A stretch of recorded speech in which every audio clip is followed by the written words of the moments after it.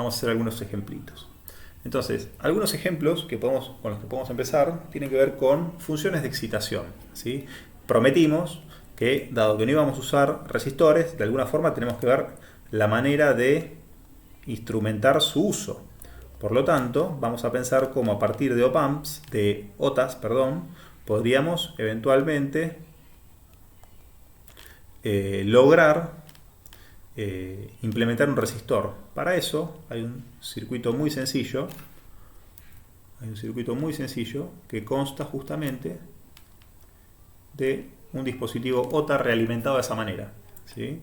Donde nosotros tenemos la tensión de entrada, tenemos la corriente de salida del OTA,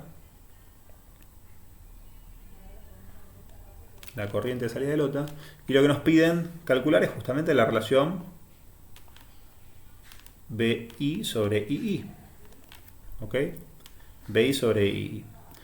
Justamente, si hay algo que sabemos, es que por las condiciones, por supuesto vamos a empezar con un análisis en base al modelo ideal, ¿no? Recuerden que el modelo ideal no es otra cosa que esto que voy a hacer acá, ¿sí? El OTA en su versión ideal, podemos considerarlo como que presenta una impedancia de entrada infinita, ¿sí? Y que justamente el generador de corriente que tenemos a la salida, este borne no está expuesto claramente, pero este sí, lo único que hacemos es realimentarlo a la entrada.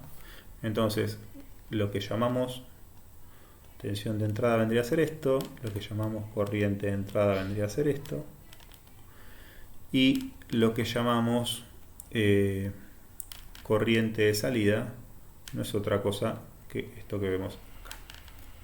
¿Ok? Entonces, fíjense que esta corriente que se deriva por acá, ¿sí? Esta corriente que se deriva por acá es la misma que I. Justamente, ¿por qué? Porque esta corriente de entrada necesariamente tiene que ser cero en el modelo ideal. Es decir, el modelo ideal no admite entrada de corriente, justamente porque consideramos que este par diferencial no toma absolutamente nada de corriente en comparación con la corriente que entra al puerto.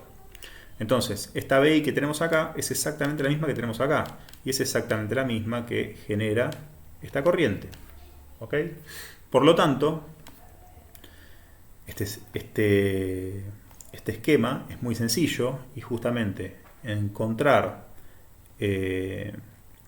BI, en realidad, mejor dicho, encontrar BI sobre II es tan sencillo como justamente entender que I es igual a II, por este planteo y este razonamiento que hicimos ahí, y es igual a GM por BI. Por lo tanto, BI sobre II no es otra cosa que 1 sobre GM, siendo GM el parámetro más saliente de este transconductor. Ahora, esto está muy bien, pero ¿cuál es la fundamentación para justamente implementar un resistor a través de un OTA? Es decir, habemos gastado toda esta tecnología para implementar un resistor. Bueno, la respuesta es que sí. ¿Y por qué esto es importante? Bueno, porque no hay que perder de vista que un OTA es unas pocas decenas, o a lo sumo 2 decenas de transistores. Es decir, pocos transistores son capaces de emular el comportamiento de una resistencia. Y si fuese una resistencia de muy alto valor, posiblemente este GM, que es, recordemos, que es función del cuadrado de la corriente de la raíz cuadrada de la corriente de vías, posiblemente para lograr para emular valores de resistores muy altos, que justamente son los que se necesitan para, por ejemplo, para constante de tiempos muy altas y para frecuencias de corte muy bajas, que pueden ser en algunas aplicaciones biomédicas o donde hay señales de muy poca variación, ¿sí? O de variación de muy poca rapidez o de muy pocos hertz, anchos de banda muy reducidos. Es decir, podríamos llegar a lograr valores muy bajos, o mejor dicho, muy bajos de transconductancia, de forma tal de lograr valores de resistencia muy altos, y con el aditamento de que podríamos incluso ajustar su valor, ¿sí? Cosa que cuando nosotros queremos hacerlo en un proceso, por ejemplo, litográfico o en un proceso por deposición, justamente si hay algo que no podemos controlar mucho, son justamente los valores de los resistores muy altos, ¿sí? Es decir, esos valores tienen muchísima dispersión, es decir, los procesos tienen mucho error, una tolerancia exagerada. Por lo tanto, si nosotros eso lo extendemos a toda una oblea donde posiblemente tengamos incluso dispersiones desde el centro de la oblea a la parte más extrema de la oblea, vamos a tener mucha dispersión en todos los circuitos analógicos que vayamos configurando. Y eso se puede traducir en parámetros con una dispersión bestial, ¿sí? Que es absolutamente imposible de ser ajustado uno por uno. Sin embargo, con este tipo de procesos, al depender absolutamente de la transconductancia, esto es aún posible de ajustar incluso una vez que se haya hecho el proceso, ¿sí? de fabricación, podría ser incluso ajustado externamente variando la corriente de polarización, ¿sí? Es decir, llevarlo a un rango de tolerancia mucho más aceptable. Es decir, que de alguna manera hicimos un resistor que tiene menos área. ¿Por qué? Porque justamente estos pocos transistores ocupan muchísima menos área que justamente la implementación real de cómo se tendría que hacer este resistor justamente con óxidos o con otros materiales con los que sea adecuado fabricarlo y en consecuencia ajustable. Es decir, que eventualmente tendremos la posibilidad de, tocando la polarización de los OTA, de meterlo en la zona de aceptación de un filtro, de un sistema de procesamiento analógico. Entonces, bueno, esta es una piedrita angular, diría yo, de todo nuestro toolbox o nuestra caja de herramientas de procesamiento analógico. Un resistor implementar un resistor mediante un OTA, ¿sí? Y otra piedrita angular de nuestra cajita de herramientas de procesamiento analógico va a ser justamente un integrador. ¿Sí? Vamos a ver más adelante que justamente estos dos bloques son sumamente importantes para el desarrollo, para la sustentación de todo el procesamiento analógico. Van a ver que un circuito integrador con un OTA no es otra cosa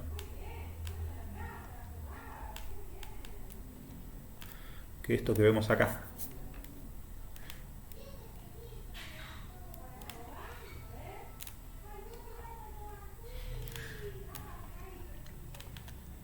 Entonces, recordemos que el OTA tiene esta corriente entrante, tiene esta tensión de entrada, y justamente lo que me van a pedir a mí es que calcule la relación de BO sobre BI para que justamente se comporte como un integrador. Recuerden lo que decíamos siempre, OTA seguido de un capacitor, ¿sí? Estas son un poco las técnicas que vamos a empezar a sacarle provecho, ¿no? OTA más capacitor, OTA más capacitor, OTA realimentado con capacitor. Ese va a ser un poco el juego que vamos a hacer siempre con este tipo de dispositivos activos, ¿sí? Entonces, vamos a ver qué relación de transferencia de tensiones tiene este circuito que tenemos acá. Así que ya adelanto que va a ser un integrador. ¿Cómo se pueden dar cuenta de eso? Bueno, justamente si veo, esto ya lo hicimos antes cuando calculamos el OTA cargado con sus propios elementos parásitos de salida, ¿no? ¿Se acuerdan? Que nos queda GM por BI por 1 sobre y la admitancia que veamos acá, SC en este caso, ¿sí? Que es la carga, ¿sí? Entonces, en este caso, BO sobre BI es muy sencillito y nos va a quedar GM sobre C sobre S. Claramente, la dependencia de 1 sobre S es la que, de alguna manera, nos permite entender que esto es un integrador, donde esto que vemos acá arriba es justamente la constante del integrador. Y ya sabemos que esa constante del integrador en otras ocasiones la hemos llamado omega t. ¿Por qué? Porque en una respuesta de módulo sabemos que el integrador ideal, o este integrador que tiene una constante, básicamente ese valor de omega t es el valor de intersección, ¿sí?, si esto está en dB, el módulo de t en dB en función de omega, y si todo esto está logaritmado, ¿sí? Vamos a ver que esto va a ser justamente una recta. Voy a borrar esta otra porque quedó muy fea. Esto va a ser una recta, ¿sí? Que indefinidamente, ¿sí? Tiene una pendiente de menos 20 dB por década. ¿Ok? Y justamente la intersección con los 0 dB se da en omega t, que esto ya lo vimos muchas veces, ¿sí? Con el análisis de los modelos de integrador del OPAMP y eso. Entonces, esto es básicamente un integrador con una constante de integración, pero es un muy buen integrador, ¿sí? ¿Por qué es muy bueno? Bueno, es bueno porque justamente considero que el OTA se comporta de forma ideal, ¿sí? Nosotros vamos a ver más adelante que justamente un integrador, pero no esta versión del integrador, un integrador con pérdidas y justamente bloques resistivos, ¿sí? Nos van a permitir construir sistemas de segundo orden, sistemas muy generales de segundo orden. También van a ver que vamos a usar realimentaciones también, ¿sí? Pero en principio, integradores con pérdida en cascada nos van a dar sistemas de segundo orden con los cuales vamos a poder hacer un montón de cosas, ¿sí? A modo de ejemplo vamos a ver cómo justamente podemos convertir esto que no es un integrador con pérdida, sino que es un integrador bastante bueno, ¿sí? Con una constante nada más, lo podemos convertir en un integrador con pérdida. Lo único que tendríamos que hacer es considerar justamente el modelo más real, ¿sí? El modelo un poquito más real, es decir, este es el modelo ideal. En el modelo ideal, ¿sí? Tenemos este tipo de comportamiento, pero en el modelo un poco más real, ¿sí? Sabemos que esto va a ser Gm por Bi y aparte van a aparecer las componentes parásitas de la salida. Es decir, que acá voy a tener 1 sobre S y no va a estar solamente el capacitor, sino que aparte se le va a sumar la capacidad de salida, C más C0, ¿sí? Y aparte vamos a tener la conductancia de salida, ¿no? La resistencia de salida que tenemos en la salida del OTA. Entonces el modelo ligeramente cambia, ¿sí? En lo que tiene que ver con su transferencia, pero tampoco es que demasiado. En lugar de C voy a tener Gm sobre algo un poquito más grande que C, es decir, esta pasa a ser nuestra nueva omega t, lo que antes llamábamos omega t, ¿sí? ¿Y qué nos va a quedar abajo? Abajo nos va a quedar S más G0 sobre C más C0, ¿sí? Entonces fíjense que esta era la que antes llamábamos omega A, pero en este caso no es omega A, sino que es justamente la omega, ¿sí? La omega A, perdón, no es la omega A propiamente dicha que habíamos dicho antes, sino que ahora la vamos a llamar omega de corte. La omega de corte del integrador, que es básicamente, si analizamos acá abajo para compararlo, el módulo de un integrador con pérdidas en dB, lo que vamos a ver ahora es que va a haber un omega C, perdón, mejor dicho, sigo con omega yo, donde esta transferencia monótonamente va a empezar a caer, ¿sí? Es decir, esto viene plano hasta omega C, el valor de planicidad va a ser justamente 20 logaritmo de omega t sobre omega c, es decir, hagamos S tender a 0 y vemos que justamente lo único que nos queda es omega t sobre omega c, ¿sí? Y a partir de ese momento va a bajar 20 dB por décadas y lógicamente, como ya sabemos, va a atravesar los 0 dB para omega t. ¿Ok? Entonces esto es básicamente un integrador con pérdidas. Cascadeando dos de estos no cuesta mucho darse cuenta que podemos lograr sistemas de segundo orden, ¿sí? Esto simplemente es un sistema de primer orden, pero podríamos lograrlo. Entonces fíjense que solamente considerando un OTA un poquito más real, realmente tenemos un integrador con pérdidas que es algo bastante más razonable, ¿sí? Entonces, dicho esto, y viendo cómo se procede con algunos ejemplos, vamos a hacer algunas observaciones también, ¿sí? Miren lo siguiente. ¿Qué sucede acá? Da la impresión de que el OTA en este caso está realimentado, ¿sí? Cuando estoy analizando una función de excitación, el OTA lo realimentamos, ¿sí? Y estrictamente el OTA no es un dispositivo que necesariamente para poder usarlo tiene que estar realimentado como el OPAMP, ¿sí? Recuerden toda la disquisición que hemos hecho sobre la realimentación negativa en el OPAMP, ¿sí? Eso en el OTA no es así, no es estrictamente necesario. De hecho, fíjense que justamente hemos realimentado, ¿sí?, este dispositivo cuando queríamos emular una función de excitación que se comporte como un resistor, ¿sí?, como un resistor ajustable. Pero no lo hemos hecho cuando analizamos una transferencia, concretamente con un integrador. Mucho más aún, van a ver que justamente cuando estudiemos los integradores, ¿sí?, con OPAMPs, van a ver que algunos integradores con OPAMP son inversores, otros no. Es decir, van a ver que el Schaumann hace toda una disquisición de operadores de circuitos integradores, inversores, no inversores, con un montón de detalles para implementar integradores que funcionen muy parecidos al integrador ideal, ¿sí? Pero en todos los casos aparecen las realimentaciones. En este caso, el dispositivo de integrador funciona exclusivamente al lazo abierto, ¿sí? Y esto es algo que tiene que llamar nuestra atención. A lazo abierto, ¿sí?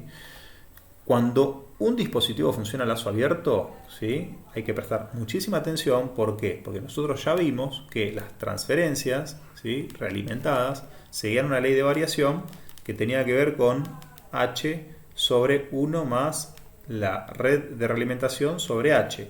Y cuando F por H era mucho mayor a 1, habíamos visto que justamente T dependía absolutamente de la realimentación, lo cual es algo que es genial. ¿Por qué? Porque en los OPAMPs esto hacía que la transferencia se insensibilice o se haga independiente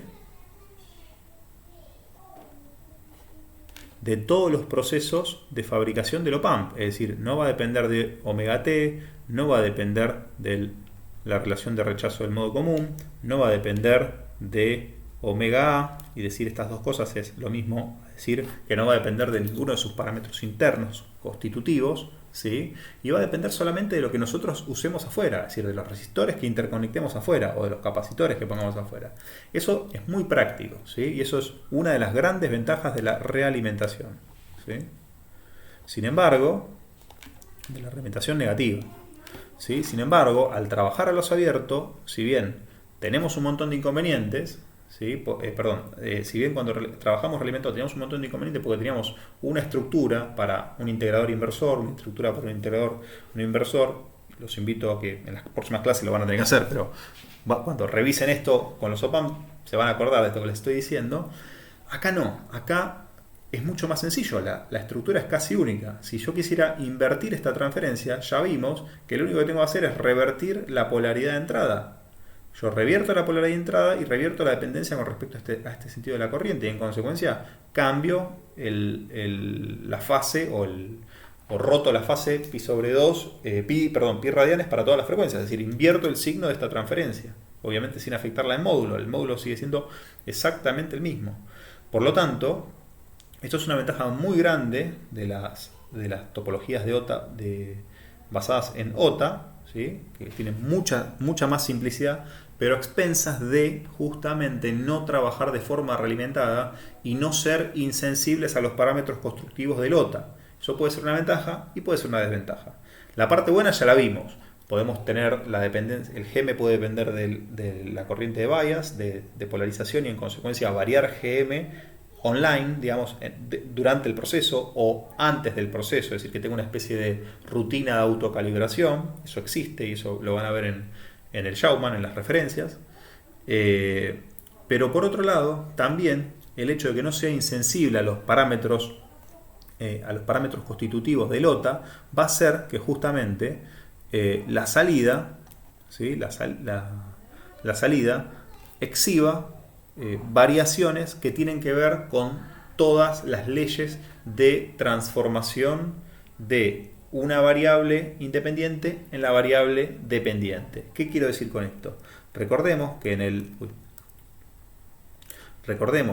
el transconductor la corriente de salida era Gm por Bi, ¿sí? Pero justamente la ley de variación la ley de variación que teníamos asociada al cambio a GM, ¿sí? a pasar de una tensión a una corriente, es absolutamente cuadrática. ¿Sí? Es absolutamente cuadrática. Nosotros pasamos de modular una tensión de entrada en los gates de los pares diferenciales, y la corriente que teníamos en los drains era cuadrática respecto a esa tensión. Por lo tanto, esa ley de variación también va a estar influenciada. ¿Sí? Va a estar influenciada. Y si nosotros tenemos excursiones grandes de entrada, ¿sí? Es decir, si nos alejamos mucho, recordemos que el GM surge del análisis en un punto de trabajo, es decir, está sumamente linealizado la cuestión. Es decir, que si nosotros trabajamos fuera de esta polarización, es decir, trabajamos con una gran excursión, ¿sí? Se van a empezar a ver efectos en la corriente de drain y en consecuencia en la corriente de salida del transconductor, efectos cuadráticos, es decir, efectos distorsivos. ¿Qué quiere decir esto en definitiva? Que ojo con las distorsiones armónicas en este tipo de dispositivos que trabajan a lazo abierto. ¿Sí? Nosotros en dispositivos a lazo cerrado estamos absolutamente inmunizados de estas distorsiones, ¿sí? Gracias a la realimentación negativa. En este tipo de dispositivos no, es decir que los rangos dinámicos, es decir, la variación de lo que podemos modular las tensiones de gate, esas son muchísimo menores, y en consecuencias, en cuanto nosotros querramos hacer una gran modulación de esas tensiones de gate, ¿sí? Y querer obtener esas excursiones de salida, no vamos a poder, a menos que paguemos con distorsión, ¿sí? Entonces, mucho cuidado, ¿sí? Mucho cuidado a lazo abierto con la distorsión. Mucho cuidado con la distorsión. Para esto se instrumenta un montón, y este es uno de los talones de Aquiles, o los puntos débiles de los OTA, ¿sí? La distorsión armónica es muy muy grande comparada con los op-amps, ¿sí? Y bueno, y ya más adelante van a ver que vamos a usar estructuras realimentadas, pero aún así no vamos a salir nunca de este tipo de problemas, porque siempre, por más que haya realimentaciones, siempre vamos a tener problemas internos en muchos de los pasos intermedios, que vamos a tener partes que están absolutamente a lazo abierto. ¿Ok? Entonces, ya hablé de las no linealidades. Y bueno, y nada, creo que con esto tenemos una buena forma de presentar el tema. Sabemos cómo se procede a analizar, tanto en modelos reales, ideales, como en modelos ligeramente más reales. Muchos de los circuitos que vamos a analizar no hace falta analizarlos con modelos tan reales, ¿sí? Pero ya vieron que no es mucho más complicado. Y bueno, y en la guía, en el TP1, ya van a ver que pueden empezar a practicar con circuitos que son de este tipo, ¿sí? Y van a ver que les vamos a pasar algunos modelos para que vayan simulando. Todo esto obviamente lo tienen en la bibliografía, en el Schaumann, así que nada, los invitamos a leer, a completar todo lo que no se puede decir en esta pequeña introducción respecto de los amplificadores de transconductancia operacionales. Y bueno, espero que les haya interesado y hayan entendido lo que les intenté transmitir. Bueno, hasta luego.